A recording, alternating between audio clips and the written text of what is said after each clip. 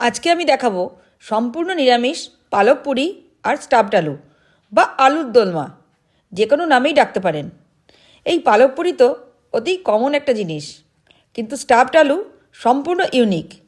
একবার একটি মারোয়ারি রেস্টুরেন্টে খেয়েছিলাম, কী যে স্বাদ কী বলি। আমি পালক পুরি করেছি, আপনারা চাইলে ভাত, পোলাও, রুটি, পরোটা, লুচি যে কিছুর সাথেই খেতে পারেন, সবের সাথেই মানাবে। তাহলে সরাসরি রান্নায় চলে যাই। প্রথমে পালক পুরির জন্য আমি এক আটি পালং শাক গোড়াটা কেটে ভালো করে ধুয়ে কড়াইতে জল গরম করে সিদ্ধ বসাবো। এবার সিদ্ধ হলে ঠান্ডা জলে দেবো। ঠান্ডা জলে দিলে পালং শাকের রঙটা ঠিক থাকবে। এবার মিক্সিতে বেটে নেব। ময়দা মাখাতে হবে। এবার আমি 2 কাপ ময়দা নিলাম, হাফ চামচ নুন, একটু চিনি, একটু জোয়ান, একটু আদার কুচি, 2 টেবিল চামচ সাদা তেল দিয়ে ভালো করে ময়ান দেবো। অল্প অল্প করে পালং শাকের পেস্টটা দিয়ে দেবো, যেটা প্রথমে 3 বার দিলাম, তারপর আরেকটু শক্ত মনে হচ্ছে তাই পরে আরও একটু দিলাম।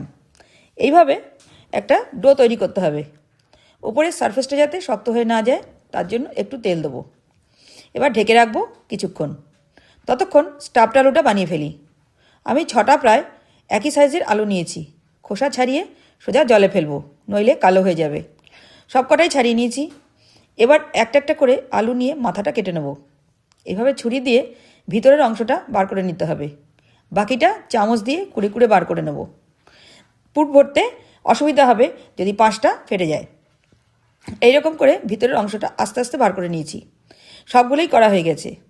এবার পুরের জন্য বেশ কিছুটা পনির নিয়েছি। হাত দিয়ে স্ম্যাশ করে নেব। কড়াইতে সাদা তেল গরম করে আলুগুলো একটু ভেজে নিতে হবে। একটু হলুদ, একটু নুন দেব। এবার এমনভাবে ভাজতে হবে যাতে 80% সিদ্ধ হয়ে যায়। গ্যাস কমিয়ে একটু ঢাকা দিতে হবে। 2 পিঠই লাল লাল হলে তুলে নিতে হবে, তখন বুঝবো হয়ে গেছে। এবার ফ্রাই প্যানে ঘি গরম করতে দেব। ফোড়নে দেব মৌরি, আদা কাঁচা লঙ্কা বাটা, 2 চামচ বাদাম আর ছোলার ডাল বাটা। এই ছোলার ডাল বেটে দিলে পুরের বাইন্ডিংটা ভালো হয়, পুরটা ভিতর থেকে বেরিয়ে আসে না। ভালো করে নাড়াচাড়া করতে হবে। এবার দেবো ম্যাশ করা পনির, খুব ভালো করে আরও নাড়াচাড়া করব। এবার দেব হাফ চামচ নুন, 1 চামচ চিনি, ধনে, জিরে, শুকনো লঙ্কা, ভাজা মশলা।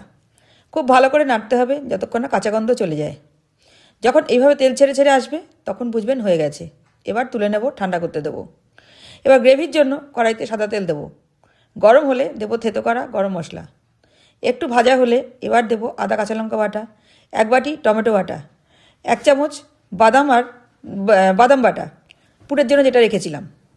এবার দেবো 2 চামচ পোস্ত বাটা দিয়ে ভালো করে কষাবো। এবার গ্যাস মিডিয়ামে করে দেবো 2 চামচ ফেটানো টক দই।